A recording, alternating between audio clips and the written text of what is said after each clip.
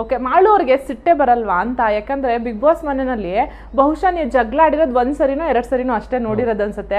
ಅವರೆಲ್ಲ ಅಷ್ಟೆಲ್ಲ ಹೇಳ್ತಿದ್ರು, ಅಷ್ಟೊಂದು ಪೇಷನ್ಸ್ ಇಂದ ಹೆಂಗಿರ್ತಿದ್ರಿ, ಅಷ್ಟೊಂದು ತಾಳ್ಮೆ ಹೆಂಗೆ ನಿಮ್ಗೆ ಅಂತ. ನಾವು ಹೊರಗಿದ್ದ ವ್ಯಕ್ತಿ ಅಂದ್ರೆ ನಂದು ಒಂದು ಸ್ವಲ್ಪ ಕಿರಿಕ್ ಪಾರ್ಟಿರಿ ನಾನು. ಯಾಕಂದ್ರೆ ನಾ ಇಲ್ಲಿ ಇದ್ದ ರೀತಿ ಅಲ್ಲಿ ಇರಬಾರ್ದು.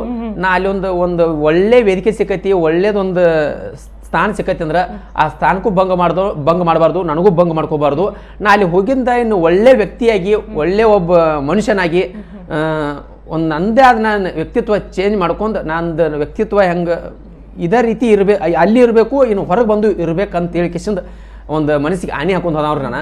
ಯಾಕಂದ್ರೆ ನಾ ಇಲ್ಲಿ ಹೊರಗೆ ಇರುತ್ತೆ ನೋಡ್ರೆ ನನ್ನ ಜನಕ್ಕೂ ಗೊತ್ತೈತಿ ಅದ, ನಮ್ಮ ಮನ್ಯಾಗ ಗೊತ್ತೈತಿ, ನನ್ನ ಪ್ರೀತಿಸೋ ಜನಕ್ಕೂ ಗೊತ್ತೈತಿ.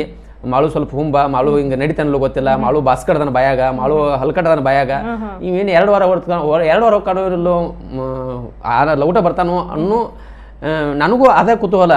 ಯಾರಿಗೇನ ಸಿಟ್ಟಿನಾಗ ಏನ್ರಿ ಅಂದಿನು, ಏನ್ರಿ ಬೇಯ್ದನು ನನಗೆ ತಲೆಯಾಗಿದೆ. ಯಾರಿಗೆ ನಾ ಪ್ರತಿಯೊಬ್ಬರಿಗೆ ಹೇಳೋ ಅಣ್ಣ, ದಯವಿಟ್ಟು ನೀವು ಏನು ಬೇಕಾದ ನನಗೆ ನಾಮಿನೇಟ್ ಏನು ರೀಸನ್ ತಗೊಂಡು ಬೇಕಾದ್ ಮಾಡ್ರಿ, ನನಗೆ ಏನು ಸಿಟ್ಟಿಲ್ಲ. ನನಗೆ ಸಿಟ್ಟು ಒಂದು ಬರ್ಸ್ಬೇಡ್ರಿ, ನನಗೊಂದು ಕಪಟ ಒಂದು ಆಗೋದಿಲ್ಲ, ನನಗೆ ಸಿಟ್ಟು ಒಂದು ತಡೆಯೋಕ್ಕಾಗೋದಿಲ್ಲ. ನಾನು ಸಿಟ್ಟು ನೋಡಿದಾಗ ನಾನು ಮನುಷ್ಯ ಆಗಿರೋದಿಲ್ಲ. ತಿಳ್ಕೊಂಡು ಎಷ್ಟೋ ಮಂದಿಗೆ ನಾವು ಹುಡುಗರಿಗೆ ಅವ್ರಿಗೆಲ್ಲ ಒಂದು ಪ್ರತಿಯೊಂದು ಹೇಳ್ಕೊಂಡಿದ್ದೀನಿ, ನಾವು ಮನುಷ್ಯತ್ವನೇ ಇರೋದಿಲ್ಲ. ನನಗೆ ಆ ರೀತಿ ನನಗೆ ಇರೋಕೆ ಇಷ್ಟಪಡೋದಿಲ್ಲ. ನಾ ಇಲ್ಲಿ ಒಂದು ಸ್ಥಾನ ಸಿಕ್ಕೈತಿ ಅಂದ್ರೆ ಇಲ್ಲೇ ಚೇಂಜ್ ಆಗಬೇಕು. ಮಾಳು ಈ ವ್ಯಕ್ತಿ ಇನ್ನು ಮುಂದೆ ಹಿಂಗೆ ಇರಬೇಕು ಅನ್ನೋದು ಭಾವಿಸ್ಕೊಂಡಿ.